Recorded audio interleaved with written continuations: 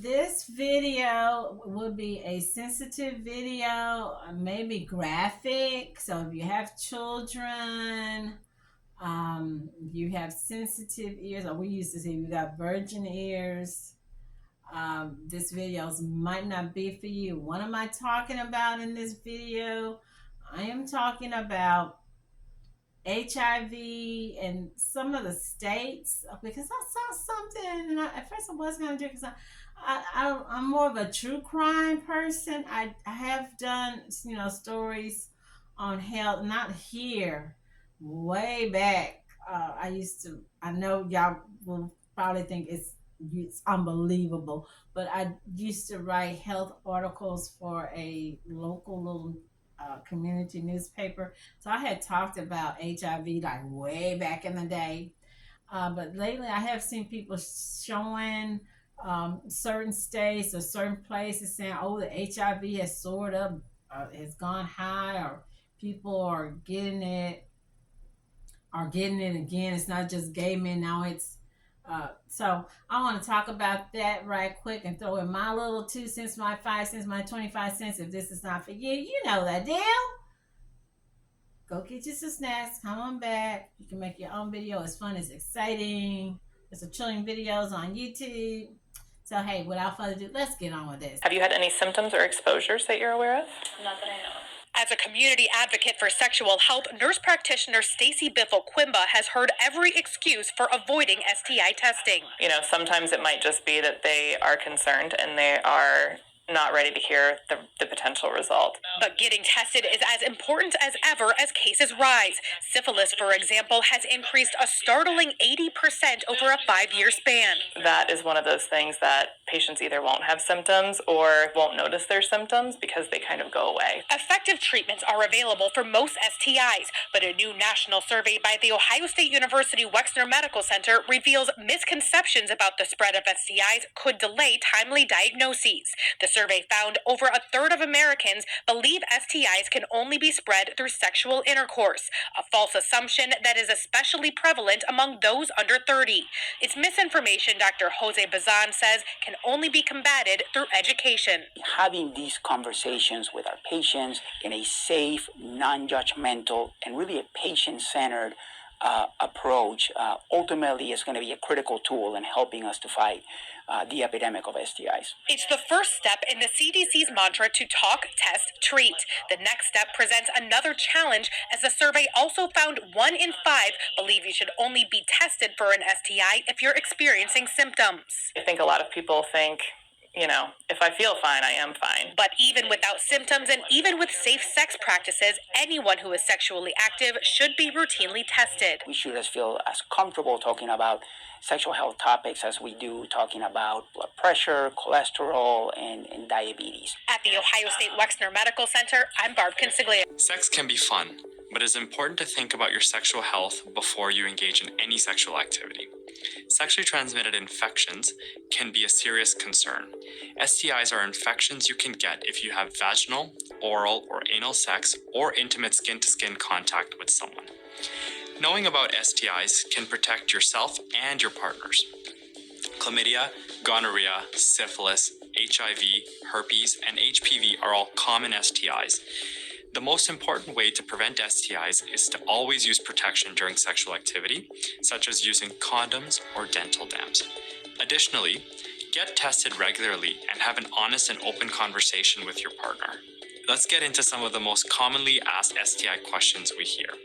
Can I get an STI without intercourse if we're just fooling around? Yes.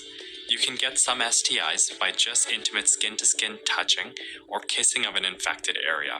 All kinds of sex, including oral, vaginal, and anal intercourse, can transmit infections. STIs are contracted through bodily fluids like blood, semen, saliva, and vaginal secretions. Can you get the same STI more than once? Yes. You can get bacterial infections such as chlamydia, gonorrhea, and syphilis more than once, even if you've been treated before. That's why it's so important to make sure you and your partners are tested and treated. Remember, up to 50% of people with an STI do not have symptoms. Getting tested is the only way to know if you have an infection and helps prevent the spread of infections to your partners.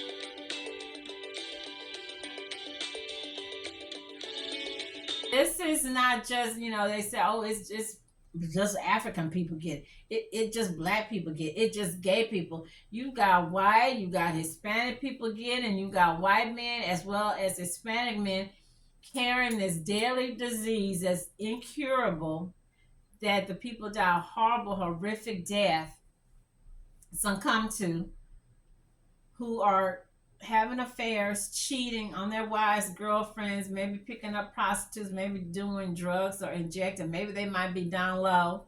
Well, tonight, a well-known New Orleans DJ is facing accusations of spreading more than just music throughout the city. Police reports are now filed, and countless women hope charges will soon be brought after they say a DJ knowingly gave them HIV.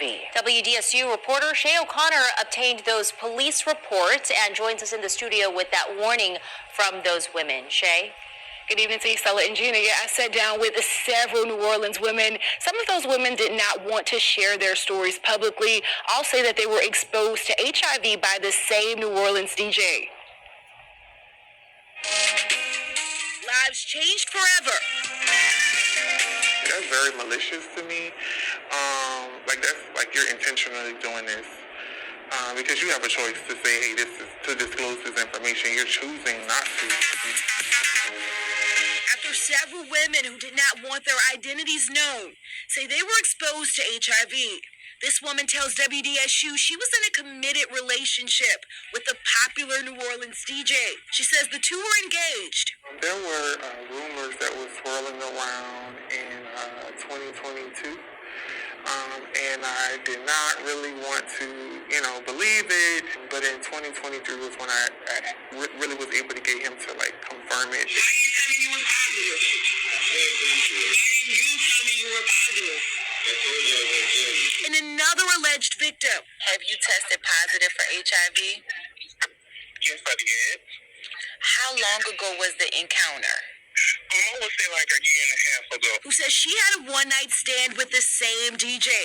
She says she found out months later she was HIV positive. Now a typical day for her consists of taking at least 4 different medicines to keep the virus from progressing. I would say with my mental health, it made it a little worse. But I have been, controlling it due to my medication. WDSU obtained these documents from New Orleans police detailing encounters the women say they had with the DJ. The DJ is facing allegations that span past Louisiana and other states, including Maryland and Texas. It's very disheartening because some women have confirmed that they are positive to me and have disclosed that, in confidentiality. These women are encouraging others to get tested and to be careful. I have a daughter that is in college, and,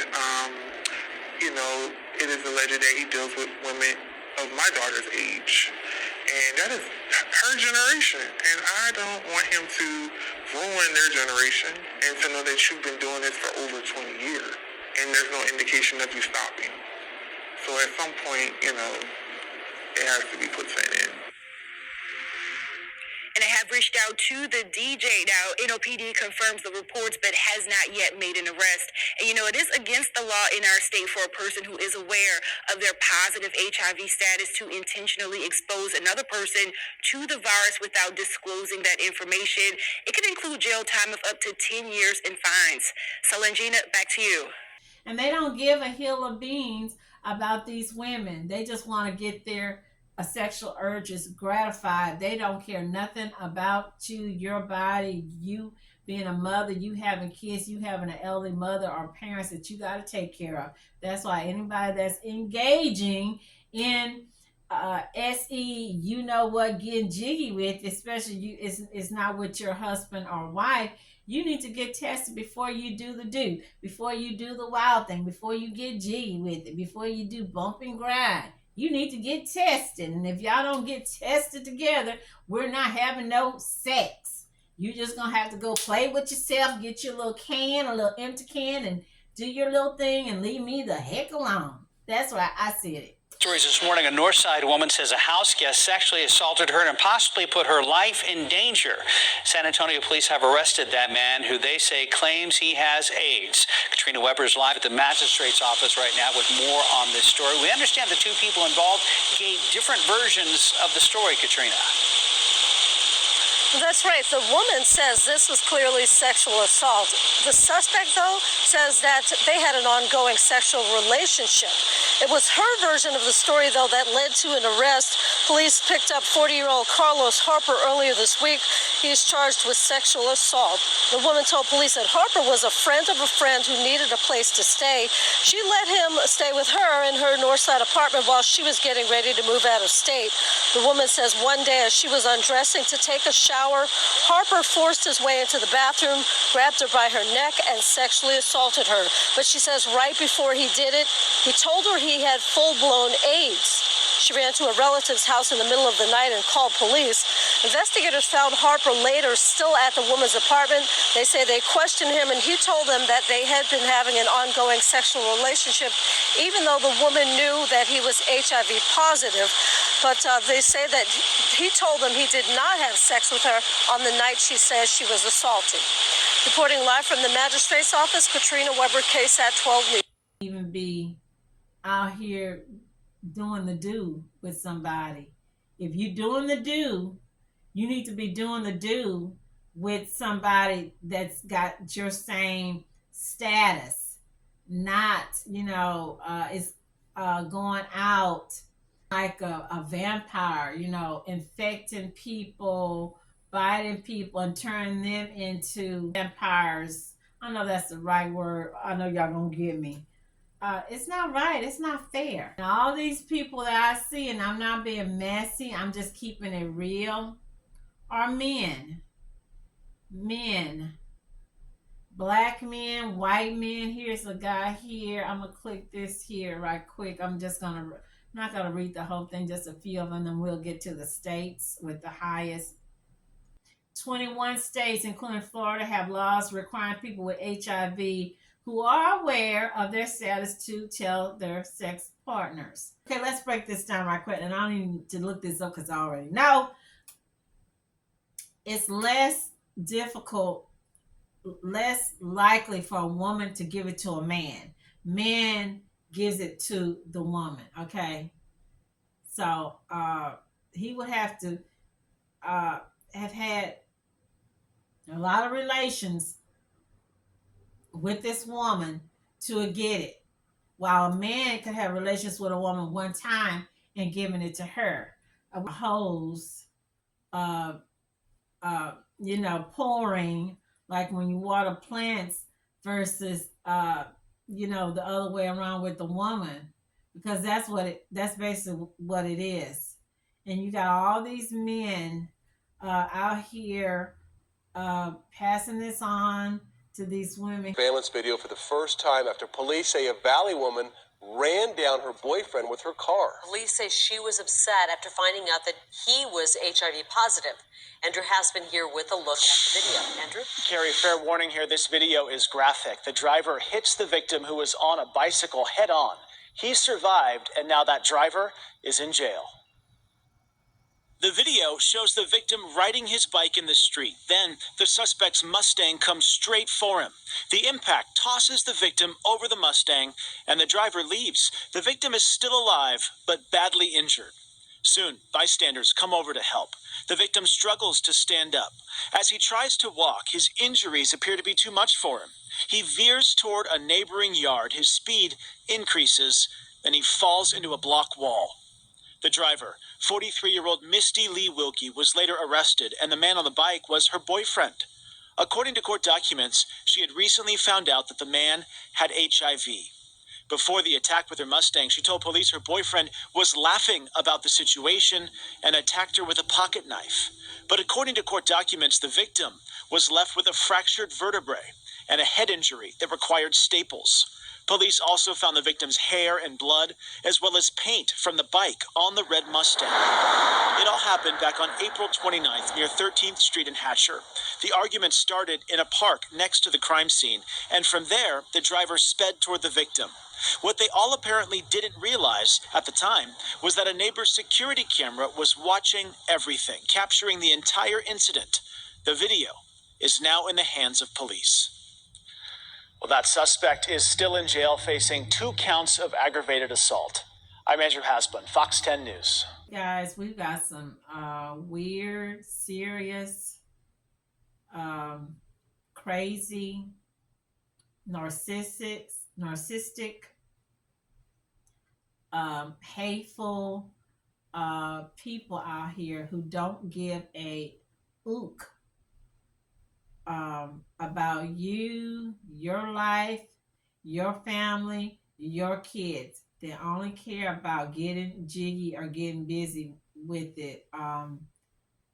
He said, first of all, it's like if you have a cold or you have COVID, you should stay in. You shouldn't go out. You shouldn't be coughing in people's faces.